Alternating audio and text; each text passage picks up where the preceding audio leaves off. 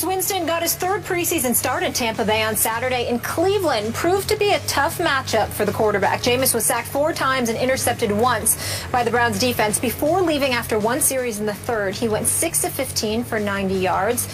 It appears Jameis is having trouble finding a rhythm over this past weekend. Shannon, are you sold on him? I'm not going to give up on him, but he spent so much time on his back. I'm beginning to wonder if Lovie Smith actually cares about the kid because his offensive line can't protect him. I'm just joking. I was just using the RG3 Jay Gruden analogy. When I looked at him in college, you know what he reminded me of? Byron Leftwich, with not quite as long a throwing motion, but that's who he's built like. That's who he moves like. I don't think he'll ever be a 60% completion guy. I do think you can win with him. My only concerns is, can they run the foot? Can they protect him? His offensive line, they don't look very good. And in that division, Carolina can get up the quarterback. The Saints can get up the quarterback a little bit. Atlanta, now they have Dan Quinn, can possibly chase the quarterback. So those are my only concerns. I'm not going to give up on him, but I'm not all in. I'm not jumping in all in for him. I remain sold on Jameis Winston.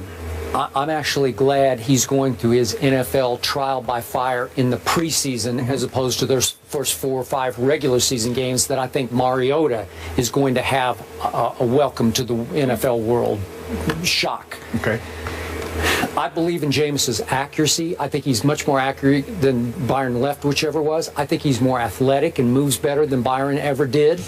And there's some it factor with Jameis. He went 26-1 at a very high-profile D1 school, a football factory, if you will. And he led men or young men. They wanted to follow him. He's definitely a leader now. Yeah, he's got that contagious confidence about him. I know he's been on his back way too much. They're also starting 2 rookies in the offensive line, see, that's which is scary. Me, that's what scares me. I agree. Me. Now, Mike Evans, the big receiver from Texas A&M, didn't play. He said he's okay to play, and he wanted to play in the third preseason game, but he didn't play. Right. So when you got that big kid and Vincent Jackson over here, you got a chance now. You got a chance to start getting rid of the ball a little quicker, possession routes. And Martin is healthy again. Hey, Doug Martin is looking like Doug Martin of 2 years ago. Yes. And that's going to be huge for him. And I just believe this, that Lovie is going to start to fix the defense on the fly. I was shocked at how bad they were last year, and I believe people are going to be shocked by how good the defense is this year. Because they have some studs over there. But here's the thing, Skip. Are they going to ruin him but not being able to protect him? You remember what David Carr went through with the Houston Texans, that offensive line, and he just got pummeled. And he never regained his confidence. And that's my only concerns, because in the little bit that I have seen him in the preseason, he spends so much of his time on his back or so much time running for his life. So that scares me about him. But I'm not all in like you are. You 100% all in. But I do think he's going to be he'll be a good quarterback. I don't see Pro Bowl. I don't see All Pro. I don't see all time great written over him. But I think he'll be slightly better than what we think. I think he can be a star. And I do not think this is one young man whose confidence will not get wrecked. Like you talked about, Carr's confidence just got bludgeoned until he didn't have any. Yes. I don't think you can wreck this young man's confidence. It happens to everybody, Skip. It happens to everybody. You get hit enough, as they say in boxing, once you get knocked out one time, there's always that doubt in your head, this could happen again. Quarterbacks go through it. Peyton Manning told you, even when he came up, not only could I get back to being the old Peyton Manning, but could I even be a decent quarterback in this league? Tom Brady, you go through this, and he's going through it as a young, but even as you're young and you think you're invincible, when it happens enough, it starts to weigh on you. You're like, man, what's going on here? And then you're going to start hearing the groundswell. Well, they should have took Mariota. Fans start booing. They're not winning any game. Now, as long as they win, it doesn't matter what his numbers look like. They'll be fine. But what happens if they don't get off to that good start and he's still getting pummeled? Then what happens? Boy, you're down on every quarterback we talk about. I'm just realistic. Tony Romo, Sam Bradford, I'm not down on Romo. Yes or no? You down on Mariota? I'm putting you on the spot there with the yes or no. I just haven't seen enough. I mean, I got to let them play. I got to see at least 8 games. Regular season games, yes. Meaningful games, not no preseason. 10 plays here, 20 plays there. Thank you. Got it. All right, we know the Eagles soared, but how about Tim Tebow? Oh, my God. Skip. find out if he's making Philly's roster next. You brought me back for this. Shannon can't wait for this. I got no comment. Shannon's hype. The Eagles beat the Packers 39-26 thanks to a strong first team. But how did one Tim Tebow, who had a chance to lock up a roster spot, look? Well, Chip Kelly called for his backup quarterback to run a two-point conversion twice. He failed both times. So did he blow it? The Eagles began trimming their roster yesterday and must finalize cuts by this Saturday, September 5th. Skip, you think Tebow made the team? Shannon Sharp, I have gone from no doubt he'll make the team to now I'm not sure. And I'll be the first to admit I am concerned for one Tim Tebow. Clearly, this is his last stop, his last chance, his last hurrah. And I see him under putting extreme pressure on himself, playing with and against fourth stringers every time he gets thrown into the game, except for those two-point conversion tries. And I'm starting to see what I saw in New England when he tried to make the Patriots under extreme fire, trying to compete with Tom Brady and Ryan Mallett. I'm seeing brain lock. I'm seeing paralysis by overanalysis, where you think yourself into oblivion. You're thinking so hard about, I'm supposed to do this, I'm supposed to come here, I'm supposed to do this, and then I'm supposed to read this, I'm supposed to look there, that he's not playing football the way he did when he got on that great roll in Denver back in 2011. And his stats have been okay. I don't even want to throw it. He's 10 out of 19. It's a little better than 50%. First outing, he threw 2 or 3 nice passes that Chip Kelly actually pointed out and raved about. And then it wasn't so good in the second one, and it was maybe even a little worse than the third one. He only threw a couple of passes the other night, completed both of those. He's run 10 times for 50 yards. I think Chip Kelly loves him as a guy. How can you not? Because he's everything you'd want to coach. So it's up to Chip Kelly to be that against the grain guy, the one guy in the league who would say, no, I'm going to keep him. As he keeps saying, he's a quarterback, but will he be a gadget guy on two-point conversions? Will he be able to beat out a Matt Barkley, who's actually played pretty well at times in this, you know, and the news was, and I was reporting this before the Tebow announcement, Matt Barkley was on the trading block, and I think they thought they had a deal done with the Miami Dolphins.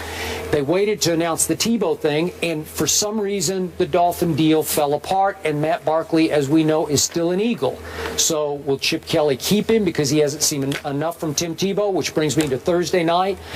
I'm going to guess that Tim Tebow plays a lot more than just the fourth quarter on Thursday night. He might play a half. He might play, I don't know, 3 quarters, knowing Chip Kelly. And then we will see, even against a lot of backup players, if he can progress enough to convince Chip to keep him. I told all my Twitter followers, and I told my sister that we weren't going to talk about Tebow today. Libby, I'm sorry. Skip made me talk about Tim Tebow. Can't lie to the family. But I think I was pretty honest about Tim Tebow. You were very honest, Skip. And he is something. The thing is, Skip, he's not a natural thrower of the football. And so what they try to do is rework his mechanics, and that doesn't feel natural to him. And eventually, no matter how much practice you get doing something, when you get in the bind, you will go back to what you know, muscle memory. We've heard people talk about it. Skip, I don't see the progression that all the gurus that he worked with was telling us. Tim Tebow is one of the 10 or 20 best throwers of the football. If you line them all up there, you couldn't tell them. That was from Tom House, my friend in L.A., who was tutoring Tim. And tutors Drew Brees and Tom Brady and everybody else. A lot of great quarterbacks. Yeah. I don't see it, Skip. I don't see that he's gotten better throwing the football. I don't see he's gotten better processing information, reading defenses. And as you mentioned, if he plays 3 or 4 quarters, let's say he plays 3 quarters on Thursday night. Can you imagine the pressure that he's going to be under? Because think about it. These are not starters. A lot of these guys are probably not going to make the roster. And if he doesn't have a good showing and you saying he's pressing, I believe he's pressing because he's like, I want to show, I need to show, I need to show. And he realized this is it. Because if you can't play in Chip Kelly's offense, what offense can you play in? This is it. This offense is really tailor-made for his skill set. Nobody else is going to build an offense around Tim Tebow's skill set. So this is the last stop. But I just don't. I want to, and I saw what you saw the first game. but they were short passes, quick throws, Skip. You know, the off the first boot. pass he made was really good, where he stepped right back in the pocket, Right. threw a rocket up the middle. He did. Yeah. And they were like good throws. And then he kind of like reverted back, like holding the football, taking sacks, you know, balls way overthrown. It just doesn't look good. And he was doing a great job at the SEC network. And I know he says, well, I want to live out my dream. Skip, nobody says how long that dream gets to last. He played 3-4 years in the National Football League. He had a 7-8 game run that was good as anybody could have hoped for. Maybe that's it, Skip. Maybe we don't all get to have 13, 14, or like Peyton Manning, 4 neck surgeries in an 18-month span, come back and to be Peyton Manning again. We don't all get to have those kind of careers. And so, and I get what Tim's saying, that, you know, my dream is to play quarterback. Well, Tim, maybe you've already fulfilled your dream. No one said that dream had to last for 6 years, 7 years, 10 years. Maybe it was only 3. And be satisfied with that, because there are a lot of people. It's hard for me to process how one player, as a second-year player, could be that great for that long stretch in Denver, win a playoff game. I wouldn't say he was great, Skip. He was good, Skip. Come on now, Skip. Let's not. He took a terrible football team. They were 1-4, and he took them to the division title. Skip, but look at his numbers in those games, Skip. Look at his QBR in the last 5 minutes of those games. Skip, number 1 in the NFL. So we need to have another quarterback play the 55 minutes and just bring him in if the game's all he did is win games. So that's what I said. He went to the Jets, and you said, well, he was perfect, but Rex didn't give him a chance. Never gave him a chance. He went to New England. The offensive coordinator that drafted him #1 overall could not talk Coach Belichick into keeping him. Could not. He was out of the league for 2 years. He's in Chip Kelly. What kind of a fit was he in New England? That's like you talk about fish out of water fit.